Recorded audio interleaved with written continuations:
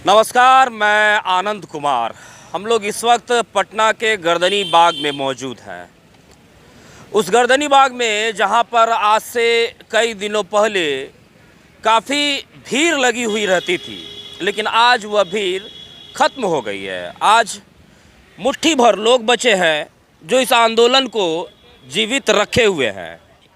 ये लोग चाहे 5-6 लोग ही क्यों ना हो, लेकिन अपनी बातों को रख रहे हैं और हज़ारों स्टूडेंट की मौजूदगी को दर्ज करवा रहे हैं। रिप्रेजेंट करने वाले लोग यहाँ पर मौजूद हैं।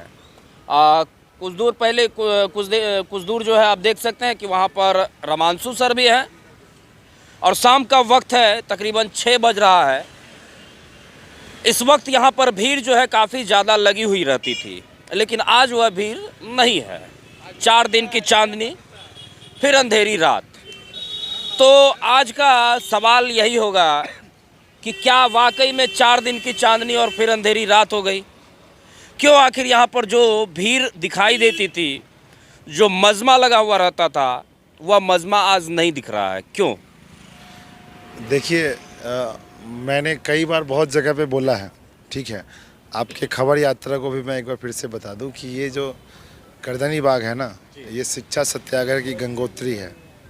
और गंगोत्री का उद्गम जहाँ से होता है, वहाँ गंगा का स्वरूप कैसा होता है आपने देखा होगा। आप उसको देखोगे लगेगा कि अरे पतली सी धारा, ये गंगा कैसे का रूप कैसे लेगी।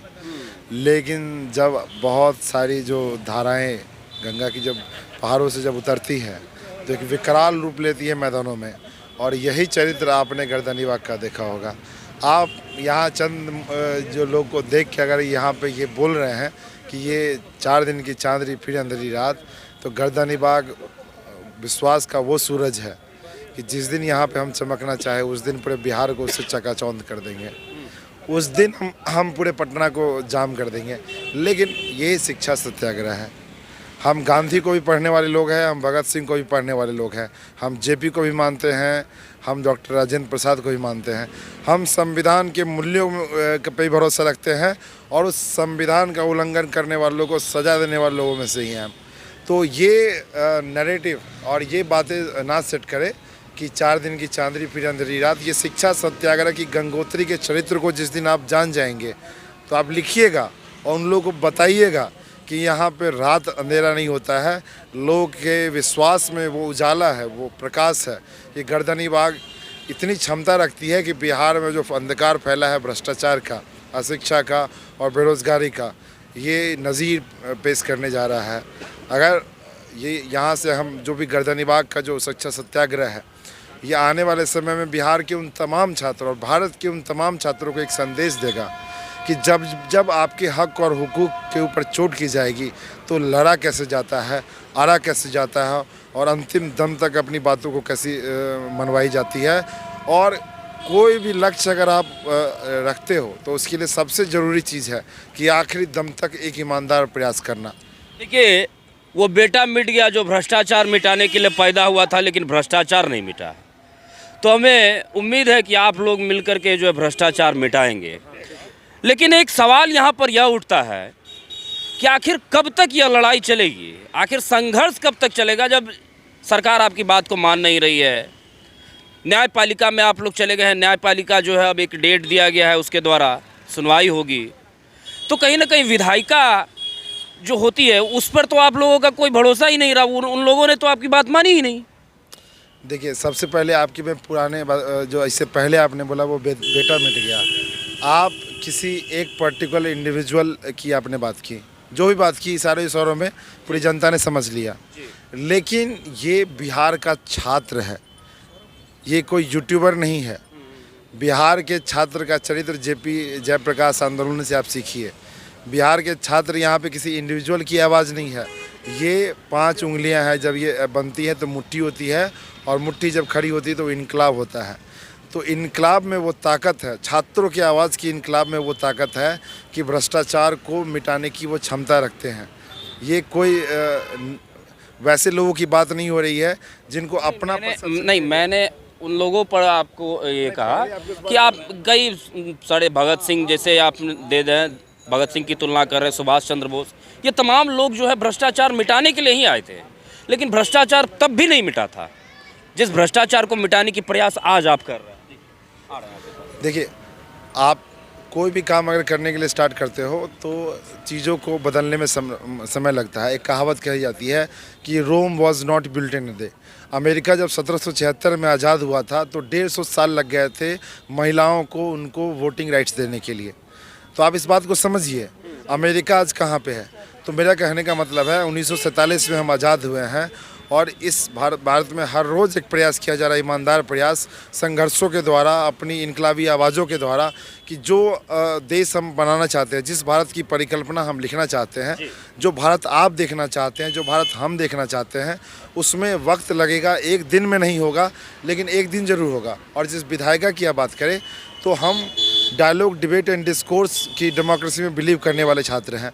हमारा दुर्भाग्य है कि बिहार में वो डायलॉग इस्टेब्लिश नहीं कर पाए हैं हम एग्जीक्यूटिव फ्रंट पे, लेजिस्लेटिव फ्रंट पे। अगर वो डायलॉग अगर बिहार में अगर नहीं इस्टेब्लिश होता है और हमारी बातों को अगर नहीं मानी जाती, हमने उनसे क्या मांगा था, हमारे 5 डेलीगेशन यहाँ के हमारे माननीय मुख्यमंत्री जी से मिल ले, इतना भी नहीं दे पाए। मेरा कहने का मतलब है कि जब आप हमारे द्वारा चुने प्रतिनिधि वहाँ पर जाएंगे और हमारे लोगों से मिलने का अगर उनके पास वक्त नहीं है, तो 2025 में हम जिस री एग्ज़ाम के लिए लड़ रहे हैं उनका भी एग्ज़ाम होगा। लेकिन याद रखिएगा, उनका री एग्ज़ाम का मौका उनको 5 साल के बाद मिलेगा। कभी इस बात पर अफसोस नहीं होता है कि हमने ऐसे व्यक्ति को कुर्सी पर बिठा दिया जो व्यक्ति 5 लोगों की डेलीगेशन टीम से जो है मिलने में सक्षम नहीं है? कभी इस बात के लिए अफसोस नहीं हुआ? देखिए, रामधारी सिंह दिनकर ने एक बहुत अच्छी लाइन कही थी, जो छल प्रपंच सबको प्रश्रय देते हैं या 4 टुकार जन की सेवा लेते हैं, उनका ही पाप हमको मार गया है, बिहार अपने ही घर में हार गया है। वहाँ भारत बोला गया था, यहाँ बिहार। तो मेरा कहने का मतलब आप समझिए, the knowledge that is propagated to the chief minister is totally filtered. वो पूछते हैं उनसे कि क्या हुआ, तो बोलते हैं कि अरे कुछ नहीं सर, कुछ ऐसे नॉन सीरियस छात्र हैं वो बैठे हुए हैं। बोले क्यों इतना हंगामा है? अरे कुछ नहीं सर, मतलब कि ये लोग ऐसे ही बेतुकी। जिस वक्त बिहार के भविष्य पर, देश के भविष्य पर लाठी चल रहा था, देश के भविष्य पर वाटन कैनन से बरसात की जा रही थी, कड़ाके की ठंड में छात्राओं को पीटा जा रहा था, उस वक्त बिहार के मुखिया सोए हुए थे क्या? बिहार के मैंने वही चीज़ बोला, जब नॉलेज आपको फिल्टर्ड मिलेगी, जहाँ पे मीडिया का एक बहुत बड़ा वर्ग मैनेज्ड होगा। गर्दनीबाग में एक न्यूज़ छापी गई थी किसी अखबार में कि यहाँ पे 1000 छात्र अंदर घुस गए और उन्होंने तोड़फोड़ की, बदतमीजी की, ऐसे ऐसे। दूसरे दिन उन्होंने बोला कि छात्रों का कहना है कि उन्होंने ऐसा नहीं किया था। आप नैरेटिव को समझिए, लश्कर भी तुम्हारा, सरदार भी तुम्हारा, जो झूठ को सच लिख दे वो अखबार भी तुम्हारा। तो कहने का मतलब है, जब हम डेमोक्रेसी में जी रहे हैं, जहाँ पे मीडिया, जिसको डेमोक्रेसी का चौथा स्तंभ कहा जाता है, वो अगर हमारे जो सही चीज़ों को अगर आपके सामने नहीं रखेगी, जनता के सामने नहीं रखेगी, तो समझिए कि हमारा परसेप्शन गलत सेट होगा। हार्दिक पांड्या को जो भारत के लोग एक समय गाली दे रहे थे, उसी हार्दिक पांड्या को वर्ल्ड कप जीतने के बाद लोग पूजने को तैयार थे। तो ये परसेप्शन का गेम है। परसेप्शन कैसा बनाया जाता है, दिखाया कैसा जाता है, उसकी हकीकत क्या होती है, ये इम्पॉर्टेंट है।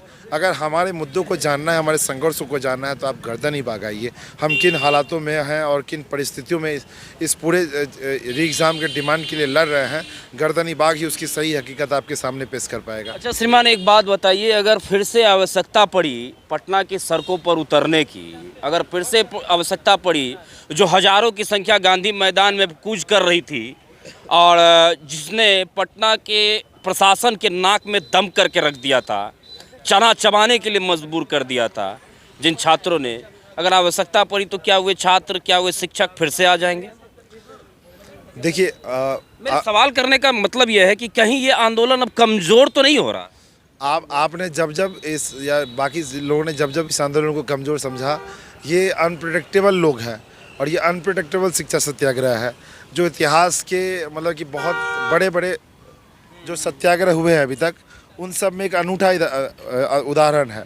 जहाँ पे लोगों को लगा कि यहाँ पे सब कुछ ख़त्म हो गई, वहीं पे एक उम्मीद की किरण छात्रों के अंदर जागती है और वो फिर उठ खड़े होते हैं। ये मानसी की परंपरा के लोग हैं साहब। कि अगर उन्होंने ठान लिया कि इस भ्रष्टाचारी रूपी पहाड़ को अगर तोड़कर साइड कर देना है तो साइड कर देंगे। मैं डायलॉगबाजी नहीं कर रहा हूँ, हमने यहाँ पे बोले हुए एक एक शब्दों को जिया है। अगर हमने कहा था छात्र एकता जिंदाबाद और बोले कि आइए उस दिन, तो हज़ारों हज़ारों की संख्या में छात्र पटना की सड़कों पर थे।